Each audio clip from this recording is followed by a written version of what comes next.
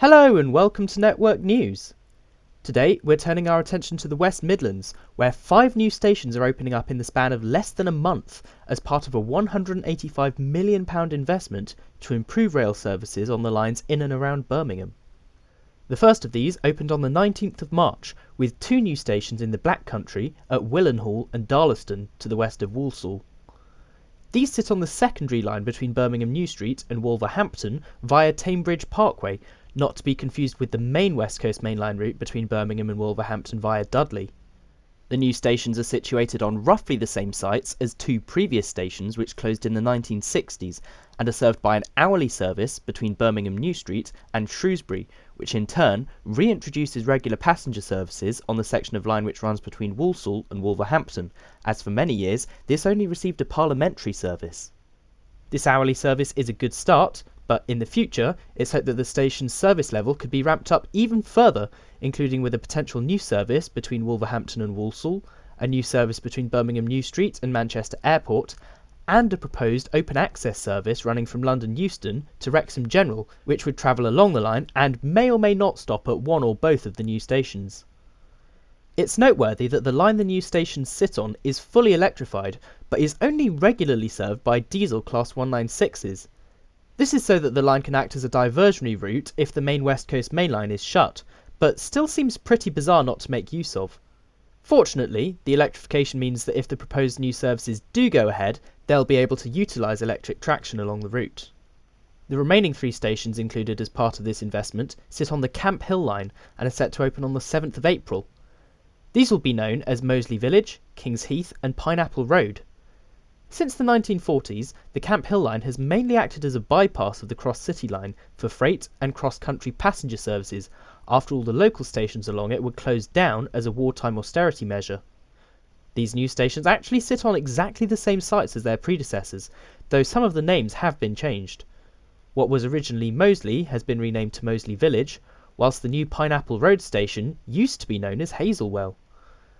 The reopened stations will be served by a half-hourly service shuttling back and forth between Kings Norton and Birmingham New Street, though it's anticipated that if/when the Midlands Rail Hub goes ahead, services could be diverted to terminate at Moor Street or Snow Hill instead. The Mayor of the West Midlands, Richard Parker, said, "Closing those stations during the last century was a short-sighted mistake which has now been put right. No longer will residents have to watch every day as trains rush past without stopping. These vital new services will not only restore a historic link between the railways and our communities, they will create a new lifeline for local people, supporting our high streets, opening up new opportunities and connections, and driving economic growth." Unlike many of the cookie-cutter stations that have been opening recently, these ones seem to be much better thought out, featuring basic but important facilities such as platform canopies, as well as accessible lifts, ticket machines and secure cycle racks.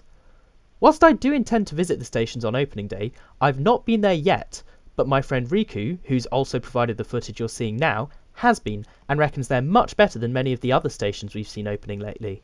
If we are to fight motor normativity, we need to get them out of their cars and onto the railways, but we can only do that if we provide them with adequate facilities and amenities and generally provide a more attractive proposition for people who are used to travelling around by car, while at the same time building a station that is affordable.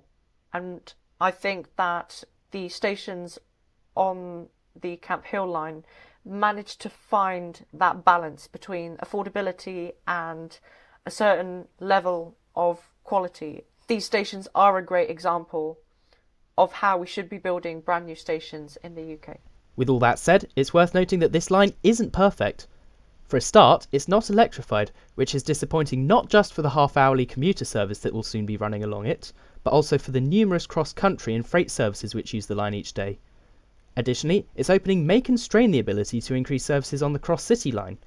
Pre-COVID, the route was running 6 trains per hour, but this has since been cut back to 4 trains per hour. This new service is then using 2 paths an hour to run into New Street and Kings Norton, which will make reintroducing the 6 train per hour timetable on the Cross-City line much more complicated, and is part of the reason why they're hoping services can be diverted away from New Street as part of the Midlands Rail Hub. It would also be nice to see the initial shuttle service extended to provide better regional connectivity towards Redditch, Bromsgrove and Droitwich, something that would be much easier to achieve if the line were fully electrified. However, in spite of these setbacks, this is yet another overwhelmingly positive project. There will always be room for improvement with any infrastructure scheme, but at the end of the day, 5 new stations have been created, all built to a pretty high quality, and all situated in really good locations, where I'm sure they'll see plenty of use from people switching across from cars and buses. What are your thoughts on the new stations in the West Midlands? Perhaps you're planning to attend the opening of the Camp Hill line on the 7th of April, or maybe you've already been to the new stations at Willenhall and Darlaston. Let me know in the comments. Subscribe to Network News for more updates like this, and a massive thank you to everyone who contributed footage towards this video. You can find a link to their channels in the description. Until next time though, thanks for watching.